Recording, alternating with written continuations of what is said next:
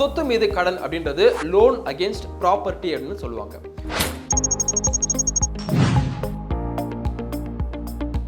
உங்க பேர்ல வீடு இல்லனா காலி மனை இல்லனா வணிக வளாகம் இருந்தா அதை பேங்க் கிட்ட பிணையா வச்சு லோனும் வாங்கலாம். இது ஒரு செக்யூர்ட் லோன் அப்படின்றதுனால வட்டி விகிதம் மற்ற அன்செக்யூர்ட் லோன்ஸை விட ரொம்ப ரொம்ப கம்மியாவே இருக்கும். அப்புறம் அதிக தொகையில லோன் கிடைக்கவும் செய்யும்.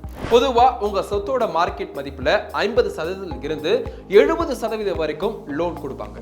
பெரிய தொகையை பெற இது ஒரு நல்ல வழியும் கூட. இந்த லோனை நீங்க எதுக்கு வேணாலும் பயன்படுத்திக்கலாம். உங்க பிசினஸை டெவலப் பண்ண, உங்க குழந்தைங்க படிப்பு செலவுக்கு இல்லனா வேற ஏதாவது லோனை அடைக்கணும்னு எதுக்கு வேணாலும் யூஸ் பண்ணிக்கலாம். இது ஒரு ஃபிளெக்சிபிள் லோன். இந்த லோன்ல திருப்பி செலுத்துற காலம் ரொம்பவே அதிகம்.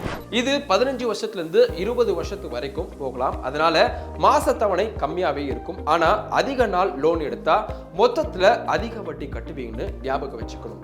லோன் அப்ளை பண்ணும்போது உங்க சொத்தோட மதிப்பு, சட்டப்பூர்வ ஆவணங்கள், உங்க வருமானம், உங்க கிரெடிட் ஸ்கோர் இதெல்லாம் பேங்க் ரொம்பவே கவனமா செக் பண்ணுவாங்க.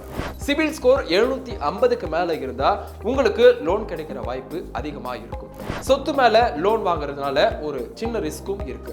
லோனை நீங்க ஒழுங்கா கட்டல அப்படின்னா பேங்க் உங்க சொத்தை கையகப்படுத்தி விற்கவும் முடியும். அதனால உங்க மாச வருமானத்துல இஎம்ஐ கட்ட முடியும்னு உறுதியா இருந்தா மட்டும் இந்த லோனை நீங்க எடுக்கலாம். இந்த வீடியோ உங்களுக்கு யூஸ்ஃபுல்லா இருந்தா மறக்காம உங்க ஃபேமிலி அண்ட் ஃப்ரெண்ட்ஸ்க்கு ஷேர் பண்ணுங்க.